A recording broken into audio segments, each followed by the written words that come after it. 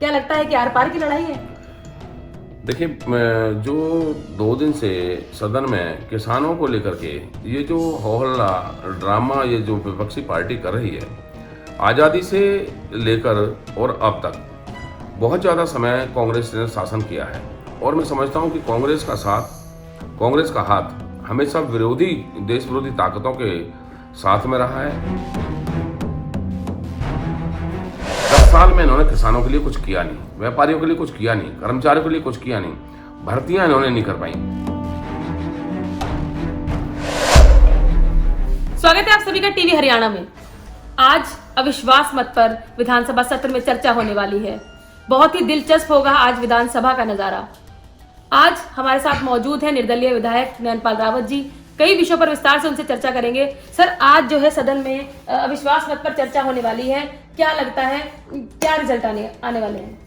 देखिए, आज जो हमारे विपक्ष के जो साथी हैं कांग्रेस वाले, उनके द्वारा आज जो अविश्वास प्रस्ताव सदन में लाया जाएगा, उस पर निश्चित तौर पर माननीय मुख्यमंत्री मनोहर लाल जी के साथ 55 से 56 विधायक जो जेजेपी, निर्दलीय और बीजेपी के विधायक हैं, तो किसी भी सूरत में माननीय मुख्यमंत्री मनोहर लाल जी की सरकार को, हरियाणा की सरकार को किसी प्रकार का कोई खतरा नहीं है। और जो भी अविश्वास प्रस्ताव आएगा वो औंधे मुंह सदन में गिर जाएगा। सर, कल जिस तरीके से देखा गया, माननीय मुख्यमंत्री जी जो हैं सदन में भावुक हुए, उसको आप किस तरीके से देखते हैं? देखिए, माननीय मुख्यमंत्री महोदय इस प्रदेश की 3.25 करोड़ जनता को एक पूजा की तरह, एक बहुत बड़े जो ना जनसेवक की तरह उनके काम करते हैं, उनको जो ना मान सम्मान देते हैं। खासतौर पर जहाँ तक महिलाओं की बात है, महिलाओं के लिए हमारी सरकार में, चाहे वो केंद्र की है चाहे हरियाणा की है, माननीय मुख्यमंत्री मनोहर लाल जी बहुत ही संवेदनशील हैं। महिला का जो पतन पीछे सरकारों में देखने को मिला, उसको जो सम्मान इस सरकार ने दिया है, उसके प्रति जब आज कांग्रेस के कुछ साथियों ने जो ट्रैक्टर पे को जो पैदल निकाल रहे थे, या उसमें हमारी महिला बहनें वो आगे उसको खींच रही थी ट्रैक्टर को, तो माननीय मुख्यमंत्री जी को ये बहुत जो ना नागवार गुजरा, अच्छा नहीं लगा। और उन्होंने कहा कि जिस प्रकार से हम महिलाओं को सम्मान दे रहे हैं, एक बहुत बड़ी मुहिम बेटी बचाओ बेटी पढ़ाओ के माध्यम से प्रधानमंत्री माननीय नरेंद्र मोदी द्वारा उन्होंने इसकी शुरुआत पानीपत जिले से की। और जिस प्रकार से हर जिले में महिला थाना खोलने का काम किया, और महिलाओं को हर प्रकार की जो इज्जत मान, जैसे आप देखो कि एक दिन के लिए जब 8 मार्च को महिला दिवस पर सदन की जो कार्रवाई है, वो भी 5 हमारी महिला बहनों ने, जो हमारे विधायक साथी हैं, उन्होंने चलाया। तो इतना मान सम्मान देने वाली सरकार के सामने, इतना मान सम्मान देने वाले मुख्यमंत्री के सामने, जब महिलाओं के द्वारा इस तरह की चीज़ें की जाएंगी, कांग्रेस इस तरह का ड्रामा कर रही है कि भूपेंद्र हुड्डा जी जो ट्रैक्टर पे बैठे हैं और महिलाएं हमारी जो ना वो ट्रैक्टर को खींच रही हैं, तो वो उनको अच्छा नहीं लगा, इसलिए वो भावुक हो गए कुछ क्षणों के लिए। और ये स्वाभाविक है कि जो व्यक्ति जिसकी ज़्यादा इज्जत मान करता है, वो उसके प्रति कोई कुठाराघात होता है, तो निश्चित तौर पर आदमी का मन भारी हो जाता है। सभी पार्टियों के लिए व्हिप जारी कर दिया गया है, कांग्रेस, भाजपा, जसपा। क्योंकि आप निर्दलीय विधायक हैं, तो आपका वो जो आज वोट है वो किसके लिए रहेगा? निश्चित तौर पर हम सभी विधायकों ने जो निर्दलीय हैं, अनकंडीशनल समर्थन माननीय मुख्यमंत्री मनोहर लाल जी को और हरियाणा की सरकार को दिया हुआ है। तो इसमें कोई दूसरी सूरत ही नहीं बनती कि कहीं हमारी वोट कहीं और जाए। हमारा समर्थन निश्चित तौर पर माननीय मुख्यमंत्री मनोहर लाल जी के साथ है। और व्हिप जारी किया या ना किया, हम सभी साथियों ने माननीय मुख्यमंत्री मनोहर लाल जी के जो आस्था जताई है, मुख्यमंत्री मनोहर लाल जी के जो ना उसमें नेतृत्व में, तो निश्चित तौर पर हम हर तरह से, हर कीमत पर माननीय मुख्यमंत्री महोदय के साथ खड़े हैं और चट्टान की तरह मजबूत हैं। और ये जो सरकार है अभी हरियाणा की, जो माननीय मुख्यमंत्री मनोहर लाल जी के नेतृत्व में चल रही है, निश्चित तौर पर पूरा 5 साल इस प्रदेश की सेवा करेगी। और क्योंकि मैंडेट इस हरियाणा की जनता ने उनको दिया है, और माननीय मुख्यमंत्री मनोहर लाल ही इस प्रदेश की सेवा करेंगे, तो इसलिए कोई व्यक्ति या कोई पार्टी विपक्षी कोई सपना देख रहे हैं, तो वो उनके मुंगेरी लाल के सपने साबित होंगे। और निश्चित तौर पर माननीय मुख्यमंत्री मनोहर लाल जी पूरा समय 5 साल इस प्रदेश पर की सेवा करेंगे। कल विधानसभा में जो है आपने अपनी दो जो है रिक्वायरमेंट विधानसभा में आपने अपनी रखी है, उसके साथ ही ये भी देखा गया है कि आपने भूपेंद्र सिंह हुड्डा जी को कहा है कि जैसे वो बार बार दौरा करते रहते हैं, क्या लगता है कि आर पार की लड़ाई है? देखिए, जो 2 दिन से सदन में किसानों को लेकर के ये जो हो हल्ला ड्रामा ये जो विपक्षी पार्टी कर रही है, आज़ादी से लेकर और अब तक बहुत ज़्यादा समय कांग्रेस ने शासन किया है। और मैं समझता हूं कि कांग्रेस का हाथ हमेशा देश विरोधी ताकतों के साथ में रहा है, देश विरोधी ताकतों से मिलता रहा है। और ये जो किसानों को ये जब आज़ादी के बाद से अब तक किसानों के लिए कुछ नहीं कर पाए, इवन ये इनको यूरिया, डीएपी, ये खाद जैसी चीज़ें मुहैया नहीं करा पाए। जब से माननीय मोदी जी की सरकार देश में बनी है, प्रदेश में माननीय मुख्यमंत्री मनोहर लाल जी की सरकार बनी है, आने के साथ ही यूरिया को जो ना यूरिया पर पाबंदी लगा दी थी, यूरिया को नीम कोटेड कर दिया था।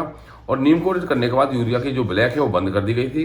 और आज किसानों को आसानी से यूरिया, खाद, पानी, बिजली आसानी से मिलती है। ये उनको टाइम पे कभी पानी या बिजली भी नहीं दे पाए। ये किस मुंह से किसानों की लड़ाई की बात करते हैं? आज ये किसानों को बरकरार कर, किसानों के साथ खिलवाड़ करके ये सत्ता हासिल जो करना चाहते हैं, वो इन मंसूबों पर कभी भी कामयाब नहीं होंगे। इस देश और प्रदेश की जनता भली भांति जानती है कि इस देश के यशस्वी प्रधानमंत्री, इस प्रदेश के तपस्वी मुख्यमंत्री हर प्रकार से इस देश और प्रदेश की 3.25 करोड़ जनता के साथ हैं। और निश्चित तौर पर हर वर्ग का, चाहे वो किसान है, मजदूर है, व्यापारी है, कर्मचारी है या कोई भी अन्य जो वर्ग है, उसके हित को ध्यान में रखते हुए कोई ना कोई योजना बनाते हैं। और आज जितनी योजनाएं इस प्रदेश में बनी हैं, शायद कई सरकारों ने मिलकर नहीं बनाई होंगी। और अभी 10 साल पहले, 6 साल पहले, 6.5 साल पहले इन्हीं हुड्डा साहब की सरकार थी। 10 साल में इन्होंने किसानों के लिए कुछ किया नहीं, व्यापारियों के लिए कुछ किया नहीं, कर्मचारियों के लिए कुछ किया नहीं, भर्तियां इन्होंने नहीं कर पाई। माननीय मुख्यमंत्री मनोहर लाल जी ने अपने इस 6 साल के टर्म में एक रिकॉर्ड भर्तियां जो है ना करने का काम किया, और वो भी पारदर्शिता और योग्यता के आधार पर। और अगर भर्तियों में धांधली भी मिली तो उनको भी जो कोर्ट ने अगर कहीं पकड़ा या हमारी टीम ने पकड़ा, जो हमारी एजेंसियां हैं, तो उन भर्तियों को भी या तो रोक लगा दी गई है, वो कैंसिल की गई हैं। इसलिए पारदर्शिता और पारदर्शिता द्वारा शासन, सुशासन, ये देने का काम माननीय मुख्यमंत्री मनोहर लाल जी ने किया है। और जिस प्रकार से माननीय मोदी जी इस देश में काम कर रहे हैं, इन किसानों की आय को कभी किसी ने गिना ही नहीं। किसानों को हमेशा बर्बाद करने का काम जो सरकारें पहले रहीं उन्होंने किया। आज माननीय प्रधानमंत्री इस देश के सभी वर्गों को साथ लेते हुए किसान की आय को भी दोगुना करना चाहते हैं। 3 कृषि कानून जिनको इन्होंने हवा बना रखा है, या तो ये ठीक से पढ़ना नहीं जानते या पढ़ना चाहते नहीं है, केवल किसान को बरगला रहे हैं। मैं कहता हूं कि जब एमएसपी के लिए अभी पिछली बार कांग्रेस के टाइम में 98,000 करोड़ का जो बजट था, उसको बढ़ाकर माननीय प्रधानमंत्री महोदय ने और देश की सरकार ने 2.50 लाख करोड़ कर दिया, तो वो एमएसपी फिक्स किया ना, एमएसपी के लिए बजट तय किया ना, तो निश्चित तौर पर बजट जो आपकी एमएसपी है, जो फसल है, वो एमएसपी पे ली जाएगी। और जो दूसरा जो कानून है जिसके विषय में ये भ्रम फैलाते हैं कि कॉन्ट्रैक्ट फार्मिंग, ये हुड्डा साहब ने आज जो ना सदन में माना कि कॉन्ट्रैक्ट फार्मिंग वो लेके आए थे। और जब कॉन्ट्रैक्ट फार्मिंग लेकर आए थे और हमने इस पर इम्प्लीमेंट किया, वो भी इम्प्लीमेंट इस प्रकार का है कि अगर कोई किसान अपने खेती को, अपने खेतों को, अपने जमीन को कॉन्ट्रैक्ट में देना चाहे तो दे सकता है, नहीं देना चाहे तो वह आज़ाद है, किसी की जबरदस्ती नहीं है।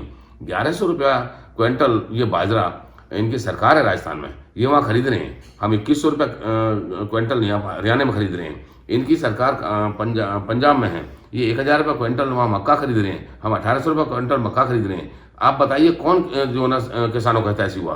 तो इस देश के किसानों को जो बरगला रहे हैं, उससे इनको कुछ हासिल होने वाले नहीं है। इसलिए ये देश को आगे बढ़ने दें। आज देश का जो मान है, सम्मान है, वो माननीय मोदी जी ने वर्ल्ड में बढ़ाया है, संसार में बढ़ाया है। इसलिए इनको पच नहीं पा रही बात, क्योंकि इनका जो ना कोई दाव नहीं चल पा रहा किस तरह से इन सरकारों को हटाया जाए, खत्म किया जाए। इसलिए ये हरियाणा सरकार के खिलाफ अविश्वास प्रस्ताव लाना चाहते हैं। क्योंकि आप वेयर हाउस बोर्ड के चेयरमैन भी हैं, बजट 2019-20 के अंदर जो भी देखा गया था, किस तरीके से वेयर हाउस ने एक डेवलपमेंट किया है, आपको क्या लगता है कि परसों जो 12 तारीख को बजट आने वाला है, उसमें किस तरीके को वेयर हाउस को रखा जाएगा? देखिए, अभी केंद्र सरकार ने भी इस वेयर हाउस को लेकर के बहुत सारा बजट जो ना तय किया है, और निश्चित तौर पर हमारी प्रदेश सरकार भी और वैसे भी हम वेयर हाउस को बहुत अच्छे तरीके से अब जो ना सजा रहे हैं, संभाल रहे हैं, क्योंकि पहले वेयर हाउस के माध्यम से कुछ होता ही नहीं था और हमने अपने समय में लगभग 100 करोड़ के जो प्रॉफिट के साथ वेयर हाउस को खड़ा कर दिया है। तो अब ऐसी कोई बात ही नहीं है। और केवल वेयर हाउस नहीं, हर चीज़ का बजट, किसानों के लिए भी बजट, किसानों को पीछे भी माननीय मुख्यमंत्री मनोहर लाल जी ने एक जो ना सब्सिडी देने का प्रावधान किया था कि जो किसान अपने खेत में ये धान नहीं लगाएगा, क्योंकि धान के कारण जो खेती का सिस्टम है वो सारा बिगड़ता हुआ जा रहा है, उस चीज़ को ठीक करने के लिए केवल या तो गेहूं बोता है या धान बोता है, उस धान से किसान को हटाने के लिए 6,000 रुपये प्रति एकड़ के हिसाब से हजारों किसानों के खाते में पैसा दिया है, जिससे कई लाख हेक्टेयर में जो ना जब तुम्हारा धान जो ना नहीं किसानों ने लगाया है, उससे निश्चित तौर पर किसानों को भी फायदा हुआ है और सरकार को भी इस चीज़ से बचना पड़ा कि भाई इसको अगर प्रोक्योरमेंट करके लेके कहाँ जाएंगे। लेकिन फिर भी रिकॉर्ड जो हमने कोरोना जैसी महामारी के चलते भी हमने सभी फसलों को रिकॉर्ड तौर पर खरीदा है और हर किसान का पैसा खाते में भिजवाने का कार्य किया है। बहुत बहुत धन्यवाद। तो ये थे पृथला से निर्दलीय विधायक और वेयर हाउस बोर्ड के चेयरमैन नंदपाल रावत जी, जिन्होंने बहुत पारदर्शिता के साथ अपनी बात कही है, चाहे वो हुड्डा जी के विश्वास मत को लेकर हो, चाहे वो एमएसपी पे फसल की खरीद को लेकर हो और चाहे वो आने वाले बजट को लेकर हो। टीवी हरियाणा के लिए खुशबू नैब।